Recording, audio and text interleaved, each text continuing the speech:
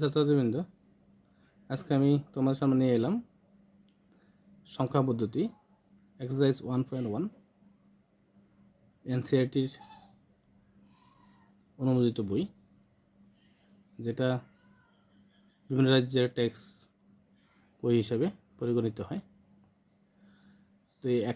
তো এক্সারসাইজ 1.1-এর প্রথম অঙ্কটা হচ্ছে, শূন্য কি একটি মূলদ সংখ্যা?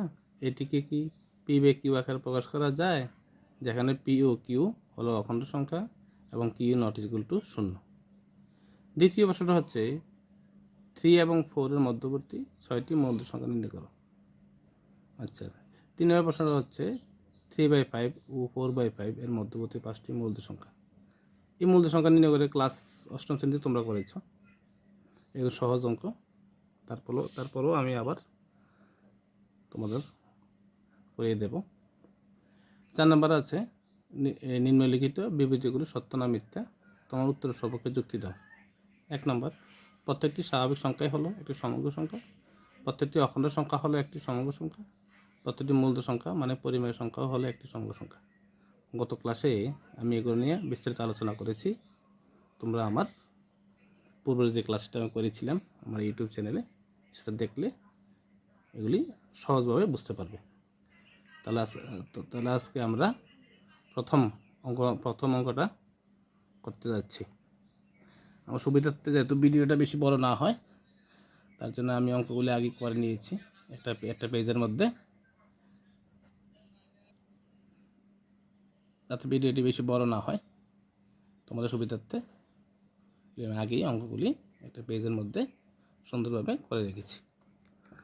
যেমন চ্যাপ্টার 1 সংখ্যা পদ্ধতি এক্সারসাইজ 1.1 নবম শ্রেণী।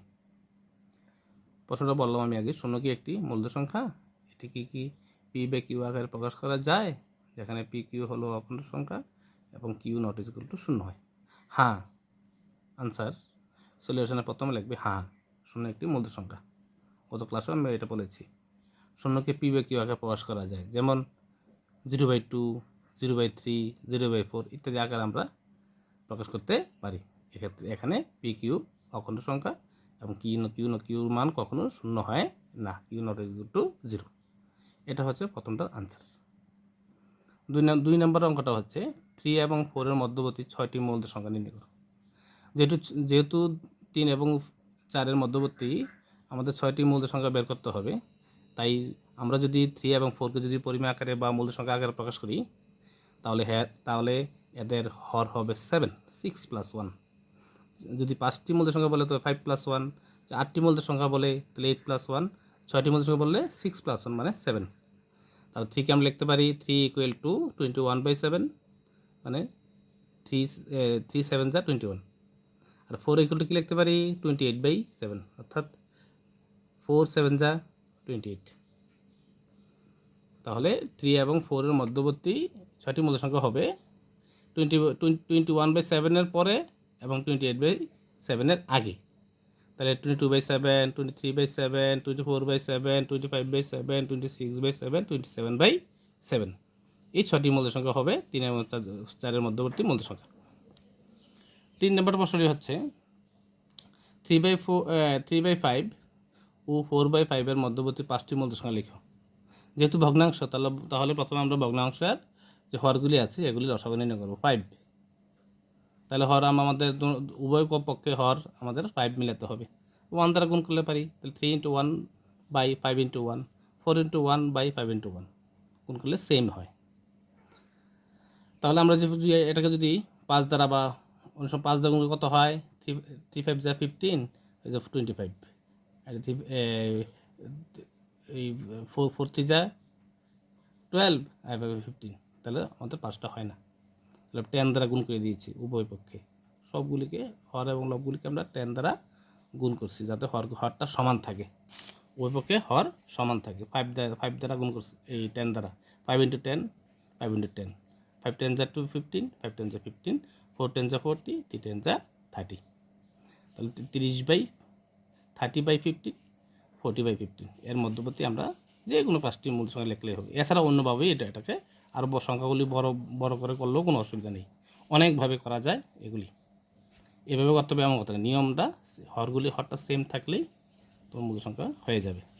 তাহলে আমরা যেটা করেছি 3/5 এবং 4/5 মধ্যবর্তী পাঁচটি মূল সংখ্যা বা পরিমেয় সংখ্যা হবে 31/50, 32/50, 33/50, 34/50, 35/50 ইত্যাদি।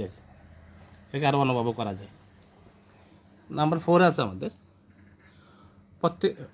প্রত্যেকটি স্বাভাবিক সংখ্যাই হলো একটি সমগ্র সংখ্যা। সত্য, প্রত্যেকটি স্বাভাবিক সংখ্যাই একটি সমগ্র সংখ্যা, কারণ সব স্বাভাবিক সংখ্যা সমগ্র সংখ্যার অন্তর্গত। এটা আমরা জানি, গত ক্লাসে আমি বলেছি তোমাদের। 2 নম্বর, প্রত্যেকটি অখণ্ড সংখ্যাই একটি সমগ্র সংখ্যা। মিথ্যা, প্রত্যেকটি অখণ্ড সংখ্যা কখনো সমগ্র সংখ্যা নয়, কারণ অখণ্ড সংখ্যার মধ্যে ঋণাত্মক সংখ্যা থাকে, সমগ্র সংখ্যা কখনো ঋণাত্মক হতে পারে না। আনসার। 3 নম্বর, প্রত্যেকটি মূল সংখ্যাই কি একটি সমগ্র সংখ্যা?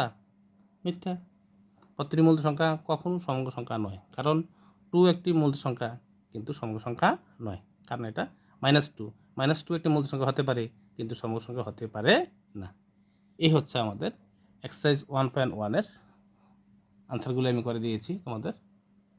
এগুলি ভালো করে ফলো করবে এবং কন্টিনিউ নবম এবং দশম শ্রেণীর এনসিইআরটির যে টেক্সট বইটা দেওয়া হয়েছে পাঠ্যপুস্তক হিসাবে, এটাকে সম্পূর্ণভাবে আমি সলিউশন করব।